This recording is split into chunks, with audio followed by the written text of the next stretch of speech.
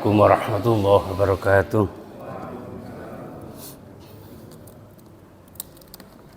Bismillahirrahmanirrahim. Alhamdulillahirabbil alamin. Wassalatu wassalamu ala asyrafil anbiya'i wal mursalin sayyidina wa maulana wa habibina wa syafi'ina wa qurrati a'yunina Muhammadin sallallahu alaihi wasallam wa ala alihi wa sahbihi ajma'in. Amma ba'd. Jamaah salat subuh Masjid Al-Ikhlas rahimakumullah. Puji syukur kita aturkan kehadirat Allah SWT yang senantiasa melimpahkan nikmat karunia pada kita semuanya, sehingga di pagi hari ini kita bisa bersama-sama menunaikan salat subuh dengan berjamaah yang kita awali dengan salat sunnah. Semoga apa yang sudah kita lakukan bersama ini dalam mengawali aktivitas kita di pagi hari ini akan membawa keberkahan dalam kehidupan kita, keluarga kita, dan semoga kita bisa istiqomah untuk menunaikannya sampai ajal menyebut kita semuanya.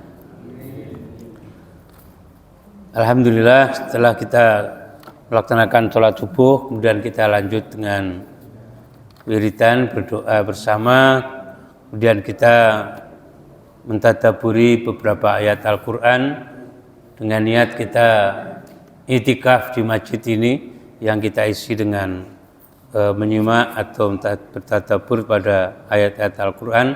Semoga Allah memberikan rahmatnya kepada kita semuanya.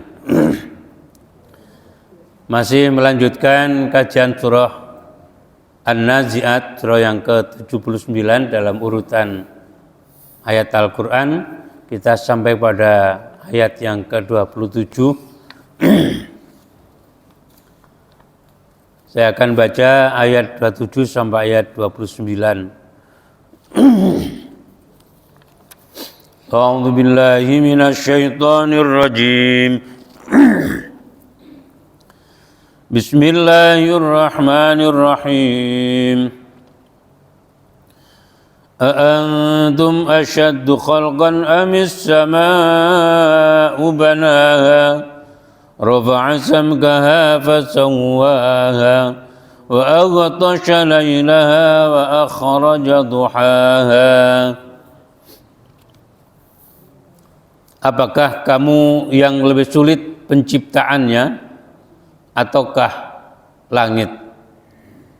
Dia Allah membangunnya, dia meninggikan bangunannya lalu menyempurnakannya, dan dia menjadikan gelap gulita malamnya dan mengeluarkan cahayanya. Kisah Nabi Musa alaihissalam bersama Fir'aun telah diuraikan oleh ayat-ayat yang sebelumnya, menunjukkan betapa besar kuasa Allah dan betapa Allah itu mampu membangkitkan manusia setelah kematiannya. Kalau bukti-bukti yang sudah disampaikan menyangkut kuasa Allah atas manusia yang mengaku Tuhan dan yang paling bengis terhadap manusia tindakannya. Ayat-ayat pada kelompok ini menguraikan bukti-bukti kuasa Allah yang lain yang dapat ditarik dari kehidupan alam ini. Allah berfirman sekaligus bertanya dengan tujuan mengecam, apakah kamu, wahai manusia yang hidup begitu kecil dan rendah, lalu mengingkari hari kebangkitan, Yaumul Ba'ats, hari dibangkitkannya manusia dari kematiannya. Apakah kamu yang lebih sulit penciptaannya ataukah langit yang demikian kokoh dibandingkan dengan kamu? Jelas sekali bahwa menurut logika kamu, langit lebih sulit, walau pada hakikatnya di sisi Allah semuanya adalah mudah. Allah yang punya sifat yang maha segala-galanya.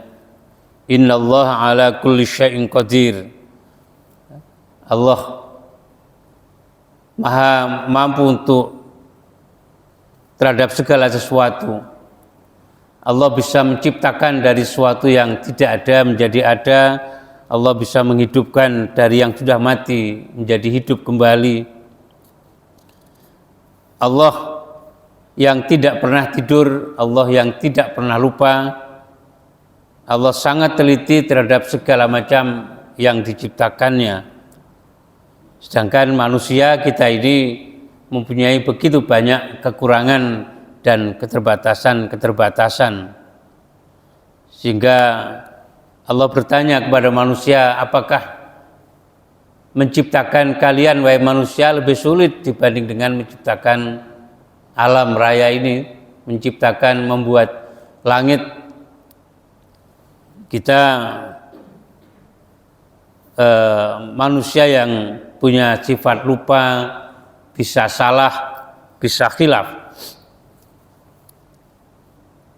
Kemarin saya khutbah, saya ngimami, saya lupa satu ayat yang terakhir. Ini buktinya kalau manusia itu bisa lupa, padahal ayat itu biasanya ya sangat lancar dibaca. Ayatnya, wallahul khaliqul bari'ul musawwiru lahul asma'ul husna yusabbihu lahu ma fis samawati wal ard wa huwal azizul hakim. Tapi kalau Allah sudah ngasih lupa, lupa gitu, mau ngingat lagi sulit rasanya. Kadang ada yang mengingatkan juga gak nyambung, padahal biasanya ya lancar-lancar saja. Wallahul khaliq, dialah Allah yang maha pencipta. Mencipta apa saja. Manusia tentu yang disebut sebagai yang diciptakan, sehingga Allah sifatnya al-khaliq. Sedangkan semua selain Allah adalah al-makhluk, yang diciptakan. Apapun termasuk malaikat adalah makhluk. Kita semuanya, alam dengan segala isinya, semuanya adalah makhluk yang mempunyai kekurangan dan keterbatasan. Kalaupun kita kemampuannya hanya menggabungkan beberapa hal menjadi satu bentuk yang lain, atau menambah fungsinya, menambah manfaatnya dari sesuatu yang ada, sehingga kita tidak mencipta, tapi kita hanya membuat yang lebih dari yang sudah ada. Kita membuat bangunan yang menjulang tinggi, semua materialnya sudah ada. Kita tidak membuat pasirnya, kita tidak mau. Kalau semen memang dibuat, tapi bahan bakunya kan sudah ada.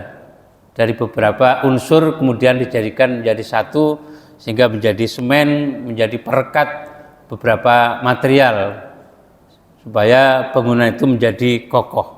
Ya, ketika semen, batu, pasir, dan besi kemudian dijadikan satu dengan satu model tertentu, maka bangunan itu akan menjadi kokoh dan bisa membuat manusia ini menjadi tempat berlindungnya, tempat untuk bisa terhindar dari teriknya matahari dan derasnya air hujan. Karena itu sekali lagi manusia tidak bisa disebut sebagai pencipta. Kalau kita punya istilah undang-undang hak cipta, itu hanya sekedar untuk mengapresiasi dan memberikan perlindungan kepada orang-orang yang sudah punya kemampuan tertentu, punya keahlian tertentu, supaya mereka mendapatkan manfaat dan keuntungan. Karena itu kemudian orang tidak boleh menjiplak, orang tidak boleh melakukan plagiat, meniru karya orang lain tanpa memberikan kontribusi kepada yang membuat karya itu. Sehingga ada undang-undang hak cipta, apakah itu berupa sebuah syair lagu ataupun hal-hal yang lainnya. Supaya orang tidak kemudian hanya dengan semaunya menggunakan karya orang lain tanpa memberikan kontribusi kepada orang itu, bahkan juga kepada negara.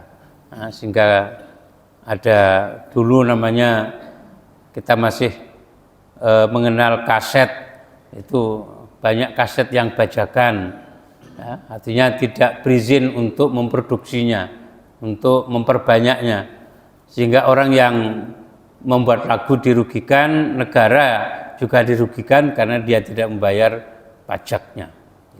Karena itu merupakan perbuatan dosa, perbuatan yang melanggar hukum.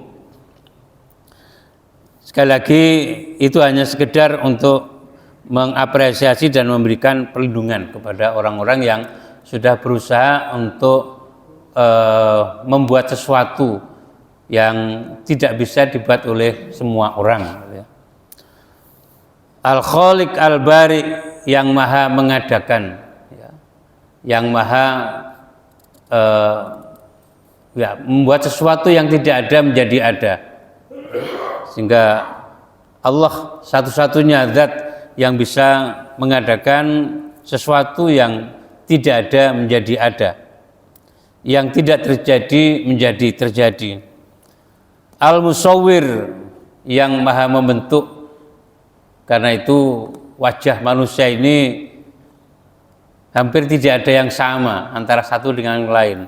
Sekalipun istilah orang Jawa sak tarangan, tapi macam-macam bentuknya. 7 orang putra putri yang lahir dari rahim yang sama, dari seorang laki-laki sebagai suami, putra putrinya ternyata juga nggak ada yang persis sama. Yang kembar sekalipun selalu ada ciri tertentu pada yang kembar. Tentu sebagai orang tua atau saudara-saudara kandung bisa membedakan antara 2 saudara kembar atau 3 saudara kembar. Sedangkan orang lain mungkin agak sulit karena relatif jarang bertemu. Sehingga kadang-kadang ada cerita saudara kembar yang dia sekolah di sekolah yang sama, yang agak nakal yang satunya, si A misalnya, tapi yang dimarahi yang si B. Padahal yang melakukan kesalahan bukan dia, tapi karena gurunya tidak tahu persis, tidak bisa membedakan antara 2 atau 3 yang kembar, sehingga aku rala popo kok seneni, padahal yang melakukan kesalahan itu saudara kembarnya. Tapi yang repot kalau saudara kembar kemudian menikah, suami tidak bisa membedakan, itu yang agak repot. Ya, karena itu suaminya harus betul-betul bisa membedakan saudara kembarnya. Itu tentu Allah memberikan kemampuan tersendiri pada suami yang menikahi perempuan yang kembar supaya tidak keliru. Sebab kalau keliru itu bahaya sekali.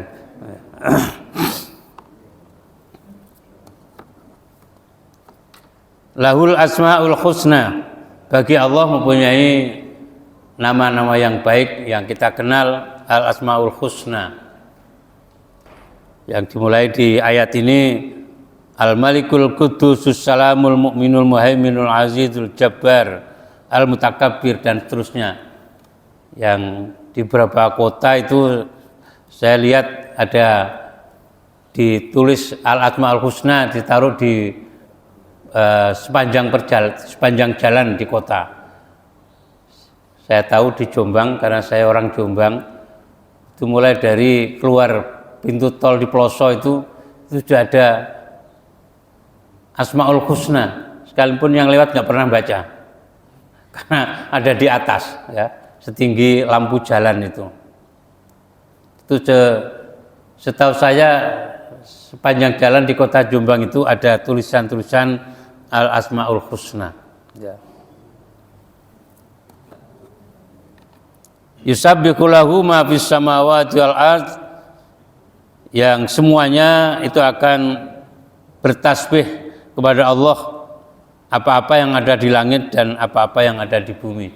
Semuanya bertasbih kepada Allah, berzikir kepada Allah, termasuk burung, binatang apapun mereka bertasbih kepada Allah.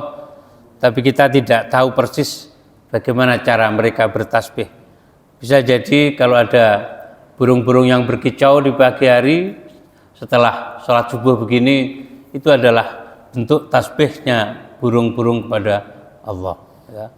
Sehingga ketika rumah kita itu masih dikelilingi dengan pohon-pohon yang cukup banyak, biasanya kita tidak perlu memelihara burung, tapi kita bisa menikmati kicauan burung itu. Ya.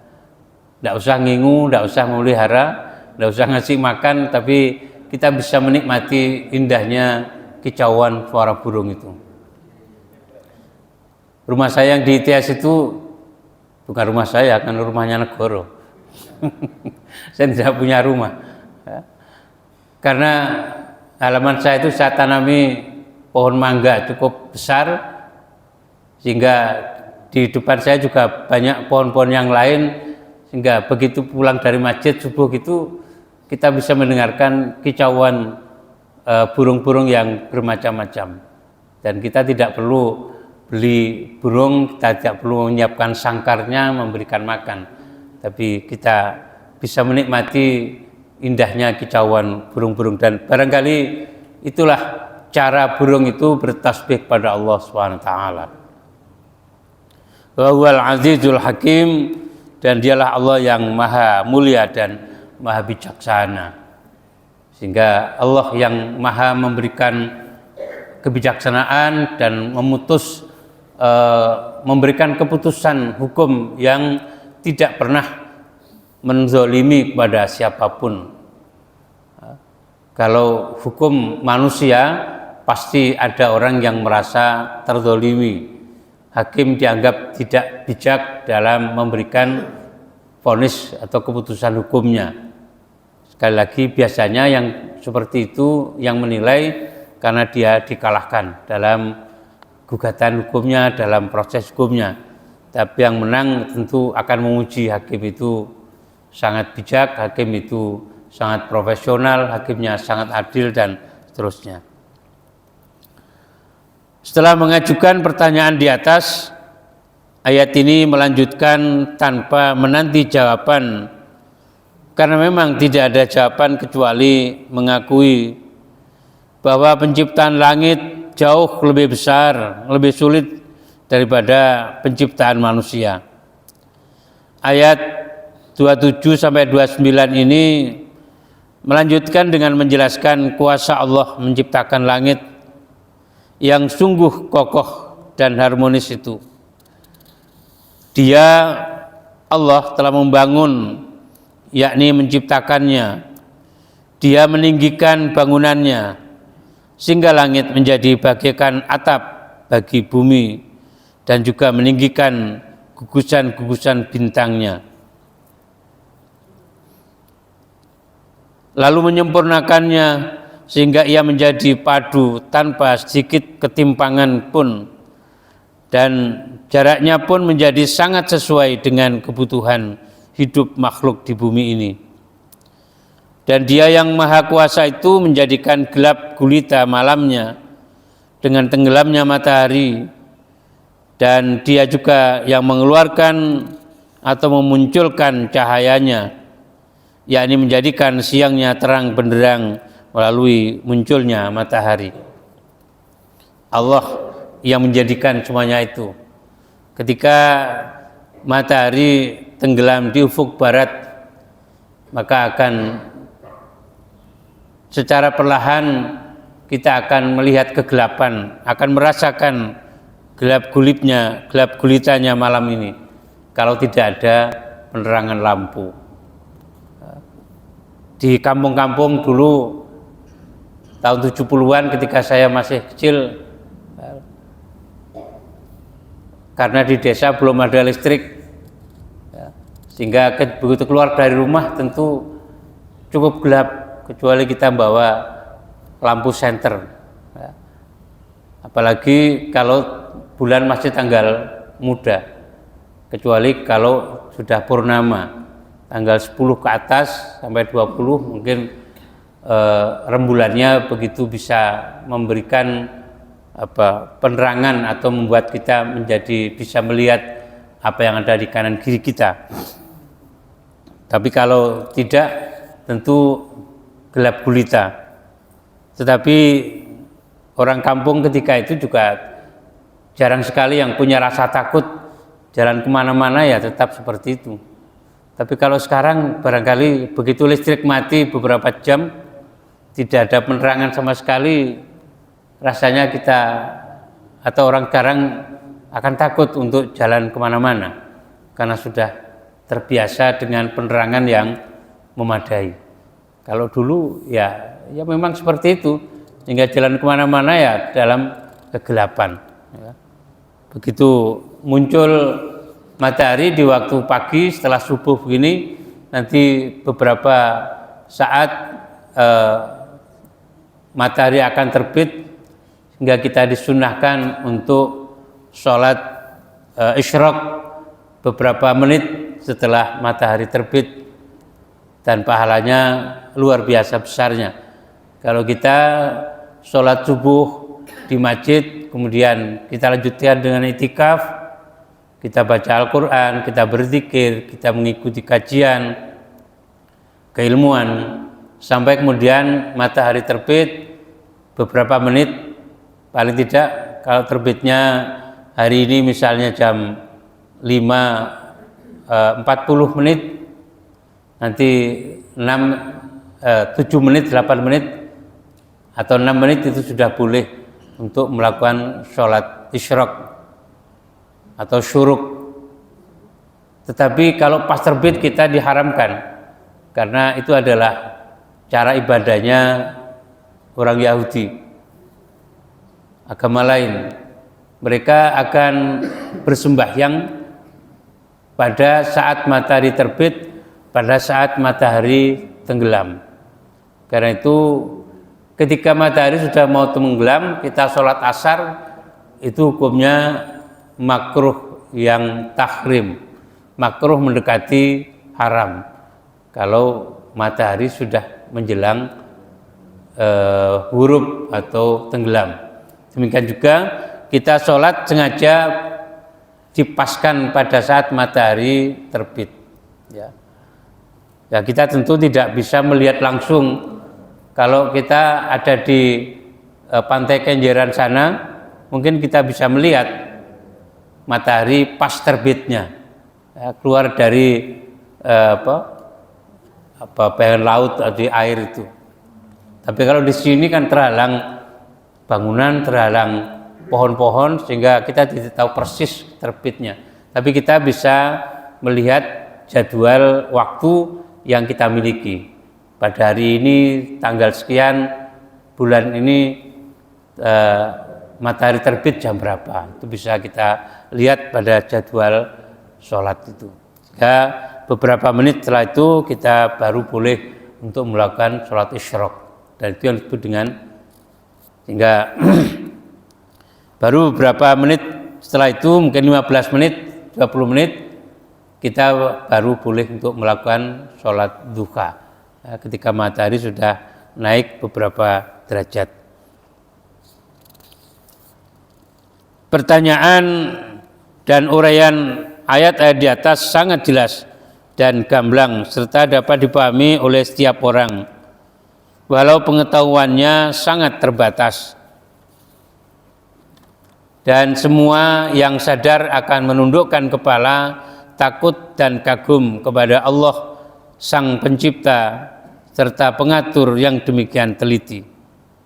Lebih-lebih bagi mereka yang memiliki pengetahuan alam yang memadai.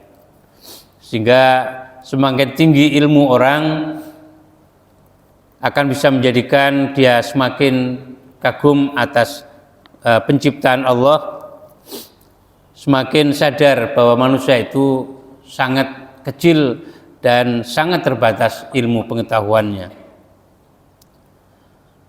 Kata samkaha terambil dari kata as-samak, yang dari segi bahasa antara lain diartikan atap atau jarak antara bagian atas sesuatu dan bagian bawahnya. Pengertian kedua ini menjadikan sebagian ulama memahami kata tersebut sebagai bermakna jarak antara permukaan bumi dan langit, dan jarak antara satu langit atau benda angkasa dan lainnya. Memang Allah SWT telah menetapkan ukuran yang demikian teliti tentang jarak benda langit dan bumi, sehingga kehidupan dapat berlangsung dengan nyaman. Sekedar contoh, jarak antara matahari dan bumi ditetapkan Allah kadarnya dengan sangat teliti, sehingga sinar matahari yang memancar ke bumi sesuai dengan kebutuhan hidup makhluk di bumi. Kalau terlalu dekat juga akan bisa membakar bumi kita, kalau terlalu jauh juga akan bisa menjadikan semuanya menjadi beku. Karena itu Allah sudah memberikan takdir atau memberikan ketetapan jarak antara matahari dan bumi yang memang sesuai dengan yang dibutuhkan oleh manusia, sehingga manusia tidak menjadi kedinginan, tapi manusia juga tidak menjadi kepanasan. Seorang ilmuwan dari Mesir, Profesor Zahlul An-Najjar, menulis antara lain bahwa bumi adalah planet ketiga dari planet tata surya dari segi kejauhannya dari matahari. Dia beredar dalam kecepatan sekitar 30 km setiap detik. Jadi karena bumi kita berputarnya begitu cepat, 1 detik 30 km. Kalau 1 menit dikalikan 60 berarti 1800 km. Kita yang naik pesawat dengan kecepatan biasanya, kecepatan antara 700 sampai 800 km per jam, sehingga jarak antara Surabaya Jakarta biasanya ditempuh 1 jam 10 menit. Hanya kecepatan 800 km per jam, ketika kita dapat duduk di pinggir dekat dengan jendela, ketika kita melihat keluar, seakan-akan pesawat itu tidak bergerak sama sekali, ya, seperti jalan di tempat atau berhenti, padahal kecepatannya 800 km per jam. Sementara bumi yang berputar kecepatannya 30 km per detik, sehingga kalau 1 menit itu 1800. Nah, kalau ada pesawat yang kecepatannya seperti itu, berarti Surabaya Jakarta hanya setengah menit. Kalau setengah menit ini ambekan belum keluar, ini sudah nyampe Jakarta. Karena itu kita tidak merasa bahwa bumi kita berputar karena kecepatannya yang luar biasa. Seperti kita ya diam di tempat, karena kita tidak merasa ada goyangan, ada gerakan dan sebagainya. Karena begitu cepatnya berputarnya bumi mengelilingi matahari itu. Ini Allah yang menjadikan semuanya itu.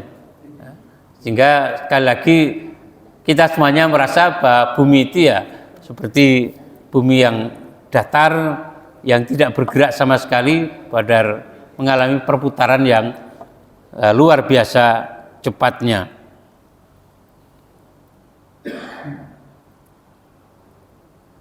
Kalau kereta itu Surabaya Jakarta kan sekitar 10 10 jam atau 9 jam.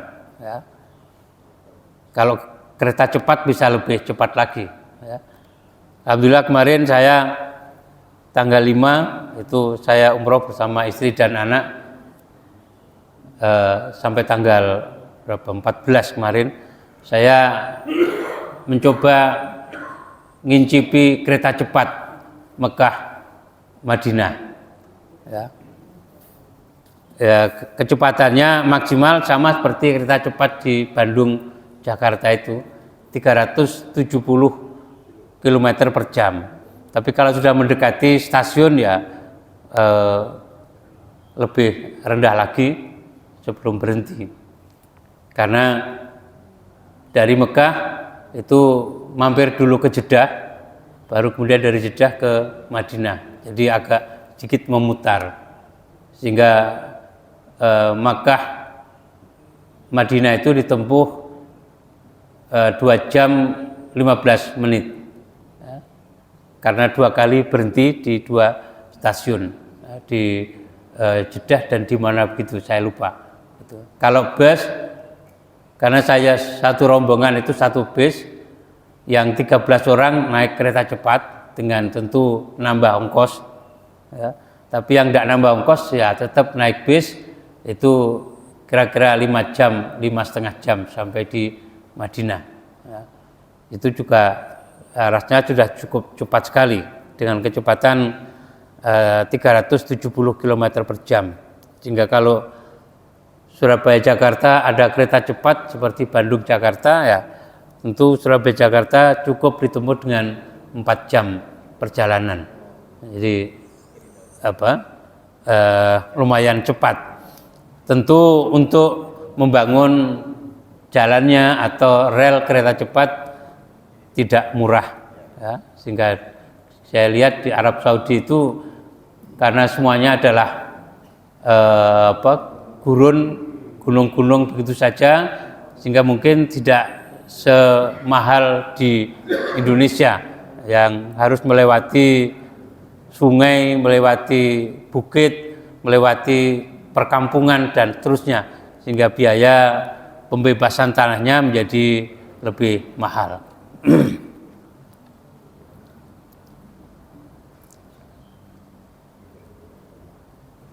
Kecepatan bumi sekitar 30 km setiap detik sehingga menyempurnakan peredarannya mengelilingi matahari dalam sekitar 365,25 hari.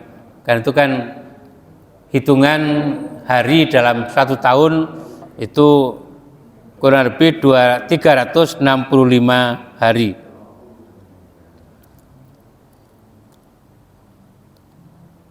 Diperkirakan rata-rata jarak antara bumi dan matahari adalah sekitar 150 juta kilometer.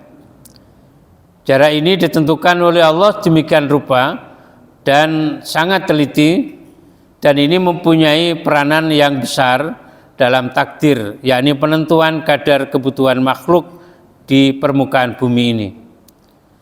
Kadar cahaya dari matahari ke planet-planet tata surya sangat sesuai dengan keadaan masing-masing planet dan penghuninya atau makhluk yang ada di sana. Demikian juga halnya dengan masa peredaran planet-planet itu. Kalau seandainya bumi ini lebih dekat posisinya ke matahari, pastilah panas cahaya matahari yang sampai ke bumi akan membakar semua bentuk kehidupan dan akan menjadikan semua menjadi menguap. Ya, cairan akan menguap. Demikian juga kalau ia lebih jauh dari keadaannya sekarang ini, walau sedikit, semua cairan akan membeku dan kehidupan di planet bumi tidak akan sesuai dengan kondisi penghuninya. Bumi juga ditakdirkan Allah mempunyai daya tarik atau gravitasi yang bila tidak ditentukan oleh Allah secara sangat teliti, niscaya kehidupan kita pun mustahil bisa seperti sekarang ini. Itu adalah kekuasaan Allah itu adalah takdir, ketetapan yang telah ditentukan oleh Allah kepada masing-masing makhluknya.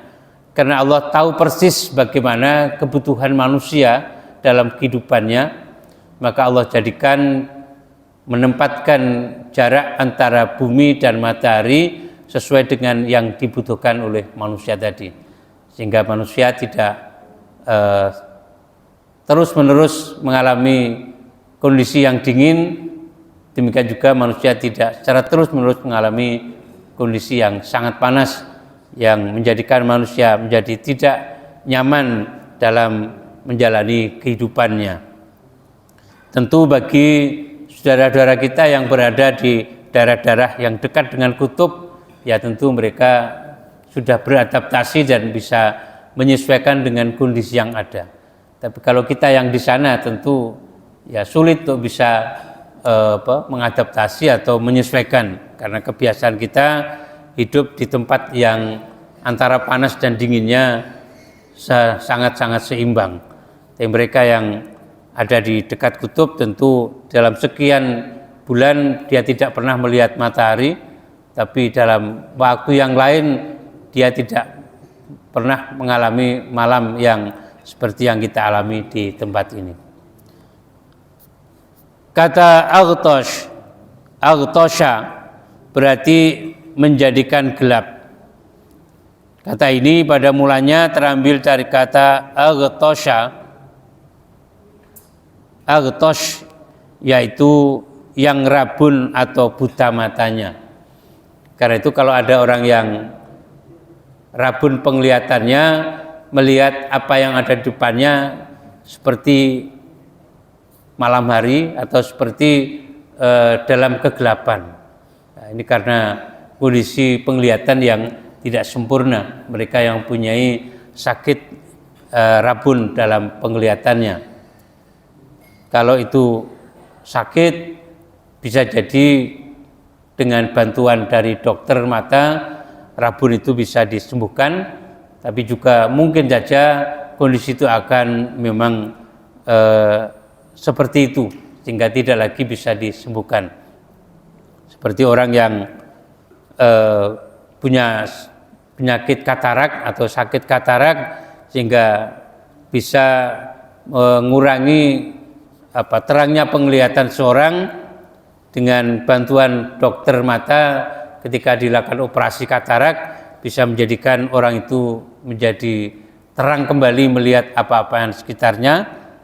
Tapi juga kadang ada yang tidak berhasil operasinya sehingga tidak menjadikan penglihatannya menjadi lebih jelas, tapi justru menjadi lebih gelap. Karena ada beberapa orang yang sakit seperti itu ketika dioperasi dan operasinya tidak berhasil sehingga tidak bisa menjadi lebih jelas lagi melihat.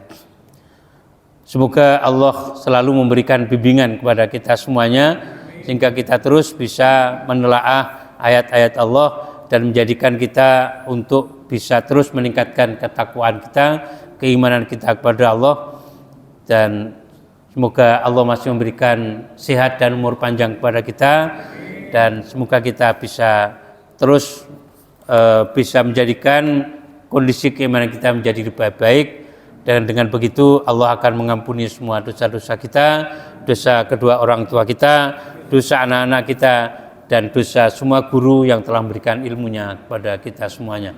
Bismillahirrahmanirrahim. Alhamdulillahirabbil alamin. Allahumma shalli wa sallim wa barik ala sayyidina Muhammadin wa ala alihi wa sahbihi ajmain.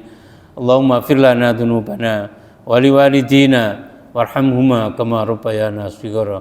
Allahumma anfa'na bima 'allamtana wa 'allimna ma yanfa'una wa zidna 'ilma.